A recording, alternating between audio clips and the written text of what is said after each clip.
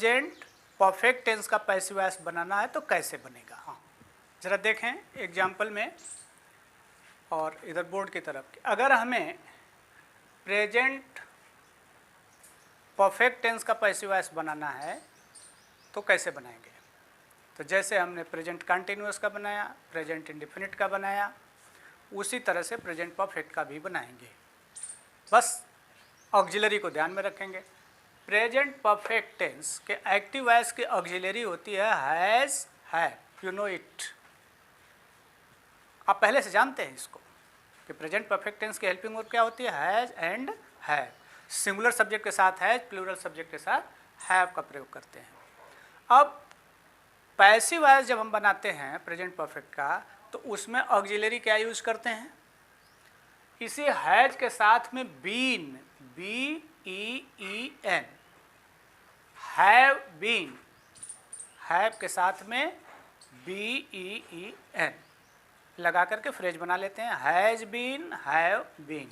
अब सिंगुलर के साथ हैज बीन और प्लूरल के साथ हैव बीन पैसिव वॉइस में लगने लगेगा। और आप you know it already that in passive voice always third form of the verb is used. In this tense also third form of the verb will be used as we used in present continuous, in present simple. Like that in present perfect also we will used third form of the verb. Always keep in your mind that third form of the verb is used in passive voice. It is necessary, very necessary. Only third form, use only third form in passive voice. But it is not necessary that in all the active voice third form will be used. Third form in active voice is used only in perfect tense. तो इसमें हम देखें example में, Ram has killed a deer, Ram has killed a deer. अब ये एक sentence है तो इसे हम पहचान लेते हैं कि ये किस टेंस में जा रहा है। ये जा रहा है प्रेजेंट परफेक्ट में।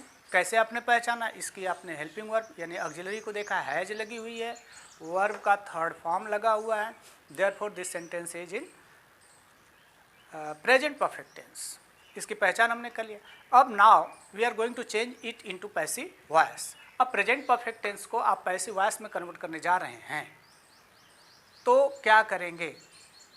तो जो तीन बातें पहले बताई गई थी कि पहले तो उसके ऑब्जेक्ट को हम आइडेंटिफाई करें और ऑब्जेक्ट को सबसे पहले यानी सब्जेक्ट के स्थान पर ऑब्जेक्ट को लिखेंगे। तो वैसा हमने किया कि इसमें ऑब्जेक्ट क्या है, अ डियर। क्या है, अ डियर। अब इसको हम सबसे पहले लिखेंगे पैसिव वॉइस में यहाँ पर, और इसके बाद हम ऑक्सिलरी को लिखेंगे। तो पैसिव वॉइस में प्रेजेंट परफेक्ट के लिए हम ऑक्सिलरी कौन सी लगाते हैं, तो हैज़ बीन और हैव बीन में से कोई एक लगाएंगे। तो यहाँ पर हमने देखा कि डियर सिंगुलर नंबर में, इसलिए इसके साथ हमने क्या लिखा, ऑक्सिलरी को has been, a deer has been. अब नंबर आता है वर्ब का, तो मेन वर्ब का थर्ड फॉर्म यूज करेंगे। किल का थर्ड फॉर्म किल्ड होता है, तो एक किल्ड थर्ड फॉर्म हो गया। A deer has been killed by Ram. ये जो सब्जेक्ट राम है उसको हमने लाया ऑब्जेक्ट के स्थान पर। अब ये पैसिव वॉइस आपका हो गया। A deer has been killed by Ram, it means Ram has killed a deer. The passive voice of this sentence is a deer has been killed by Ram. The both sentences have the same meaning, but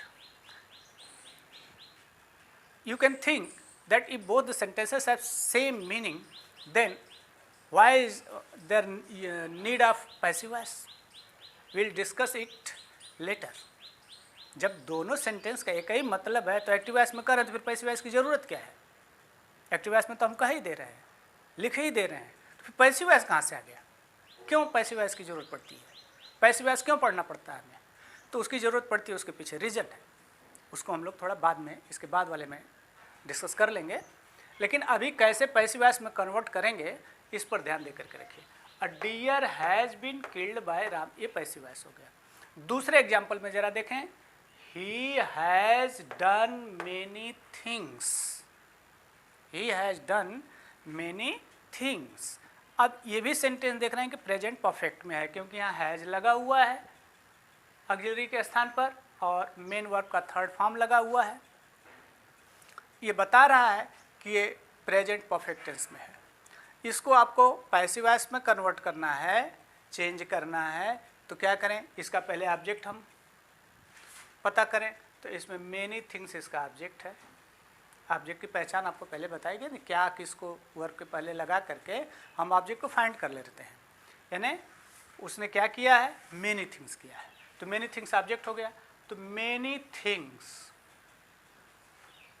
को हमने पहले object को लिखा, उसके बाद auxiliary अब क्या आएगी, हैव बीन। हैज बीन क्यों नहीं आएगी, यहाँ पर देखते हैं मेनी थिंग्स ये प्लूरल नंबर है।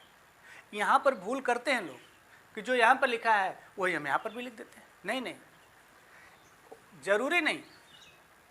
एक्टिव वॉइस में जो सब्जेक्ट हो सिंगुलर होगा तो उसके साथ सिंगुलर ऑक्सिलरी का यूज किया जाएगा।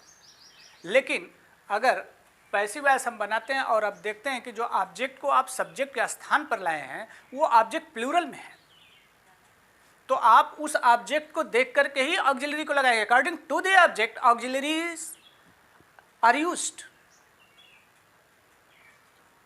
यहाँ पर सब्जेक्ट तो यहाँ पर ही है, देख रहे हैं एक्टिव वॉइस में सब्जेक्ट ही है, ही वो तो सिंगुलर नंबर है। तो आप कहेंगे कि वहाँ पर सिंगुलर नंबर है तो यहाँ पर भी हम हैज़ बीन ही लिखें तो गलत होगा, क्योंकि ही को देख करके अकॉर्डिंग टू ही यहाँ पर हैज़ डन लिखा हुआ है। लेकिन यहाँ पर जो सब्जेक्ट के स्थान पर आएगा उसको देख करके उसके अनुसार हम यहाँ पर कौन से ऑक्सिलरी यूज करेंगे, हैज़ बीन या हैव बीन यूज करेंगे, ये हम डिसाइड करते हैं। इसी में बहुत बार चूक हो जाती है कि इस पर हमेशा आपका ध्यान होना चाहिए कि सिंगुलर में जा रहा है कि प्लूरल में, जो सब्जेक्ट के स्थान पर है। तो मेनी थिंग्स यहाँ प्लूरल हो गया। अब इसके साथ में हम हैव बीन का यूज करेंगे, नॉट हैज़ बीन। अगर हैज़ बीन यूज किए तो गलत, तुरंत गलत हो जाएगा। तो मेनी थिंग्स हैव बीन, और ये वर्ब का जो थर्ड फॉर्म है वो अपनी जगह पर है, क्योंकि थर्ड फॉर्म उस एक्टिव वॉइस में भी थर्ड फॉर्म यूज हुआ है, वही थर्ड फॉर्म इसमें भी यूज हुआ है, क्योंकि थर्ड फॉर्म पैसिव वॉइस में भी लगता है।